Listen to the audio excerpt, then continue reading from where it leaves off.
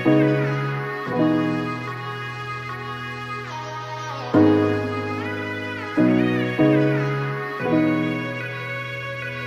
I can use my calculator.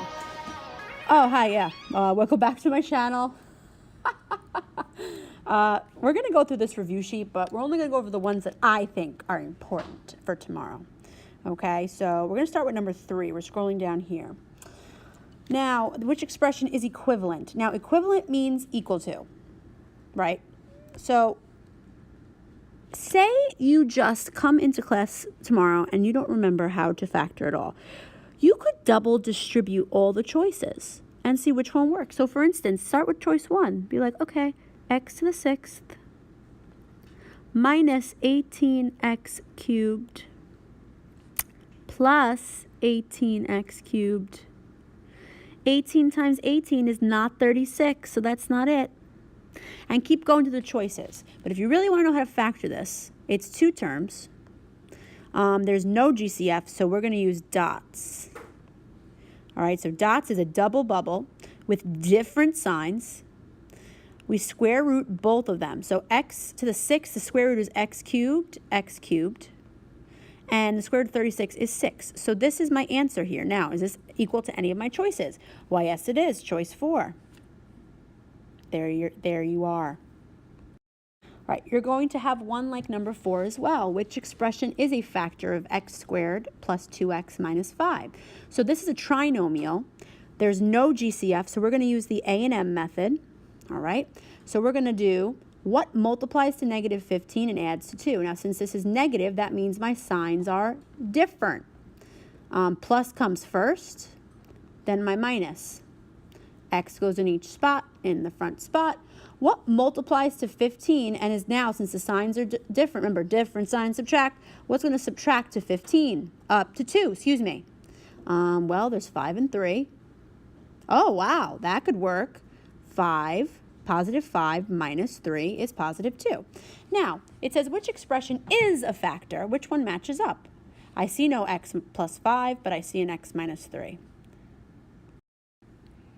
Which matches this factor here. So which expression is a factor? We know that x minus 3 is one of the factors in the choices. Okay, number 5, if 4x is one factor of 4x squared minus 12x, what is the other factor? Well, when they say that 4x is a factor, it means 4x divides evenly into both terms. So let's think about this. If I divide this by into both terms, I get x minus 3, right? 1x minus 3. So now, which one is this? You can also think of it this way. 4x times what will give you 4x squared minus 12x? So 4x times what is 4x squared? Well, x. And 4x times what is negative 12x? Well, negative 3. If I distribute, I get this. So number 5 is choice 2. Now this one, I need you to put a star on. In the equation, x squared plus 8x plus 15 equals x plus a times x plus b. B is an integer. Find algebraically all possible values of b. That means take this trinomial and put it in the form of the product of 2 binomials, which you know how to do by factoring. You already know how to do this. All right, A and M. What multiplies to 15 and adds to 8? Double bubble. We have positive 15, so my signs are both positive because the middle sign is positive.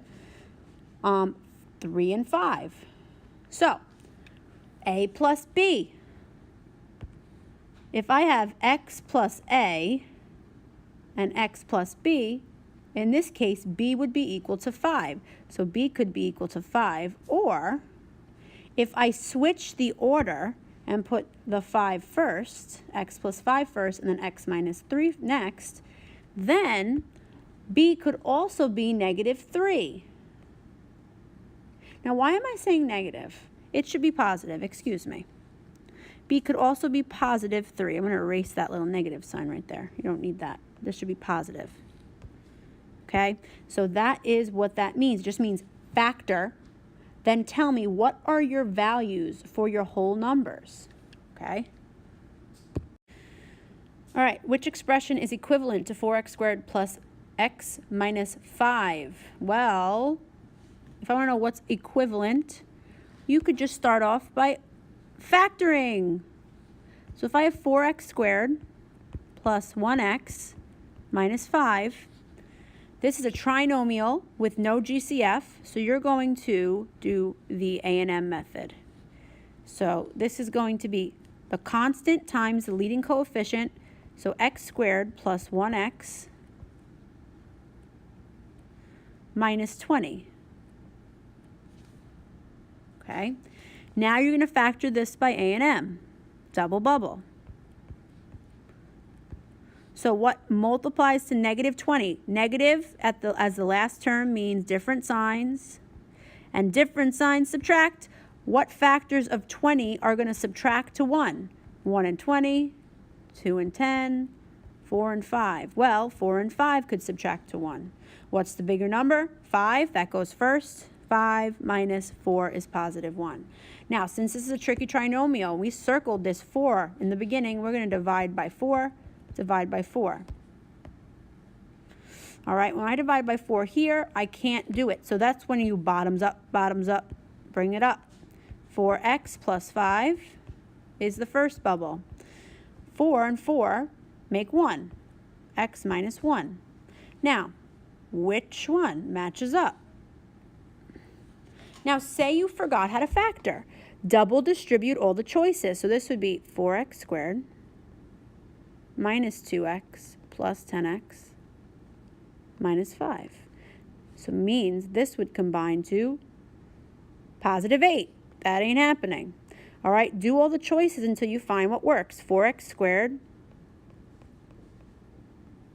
minus 4x plus 5x minus 5. This works out to be the same thing as what you were given. This matches with this. When you double distribute, you get the same thing. I also want to take a look at number 8 here. Now, I want us to factor completely. There's going to be a question asking you to factor completely on your test. All right, so let's take a look here.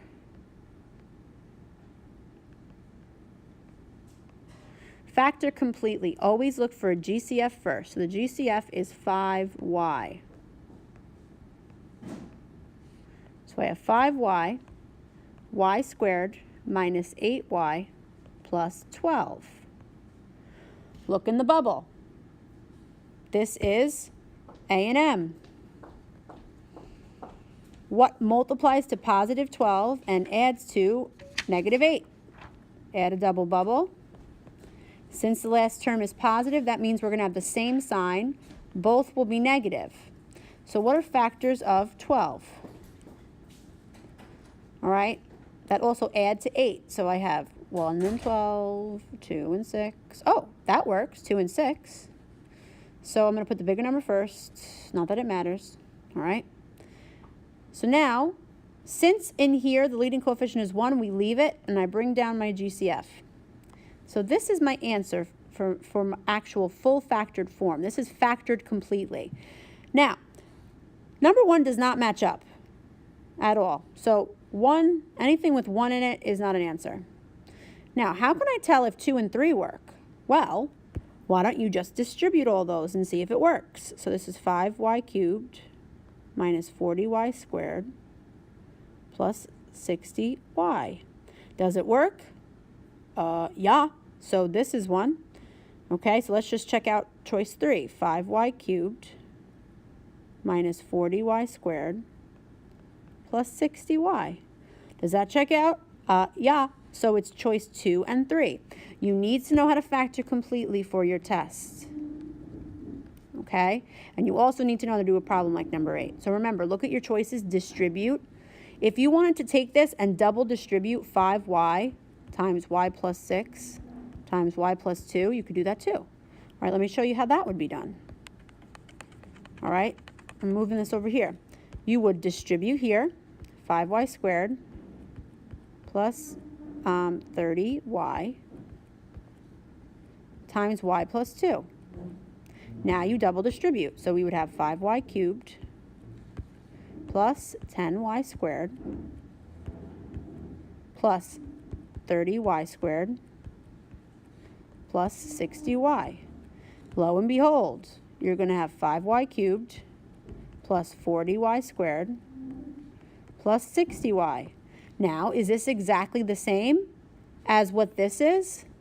No, because this is positive. So we know this is not it. Okay?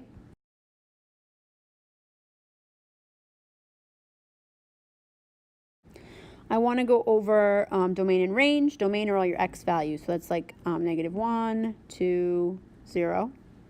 Your range is 0, 5, 3, and 4. Right? Domain is x, range is y. Is a relation a function? No, because the x values repeat. All right, since the x values repeat is not a function, this means it won't pass the vertical line test. Okay? So I want you guys to focus on these things. Following topics will be on your unit test. Really know how to factor. Really know factoring completely. Remember, always look for GCF first.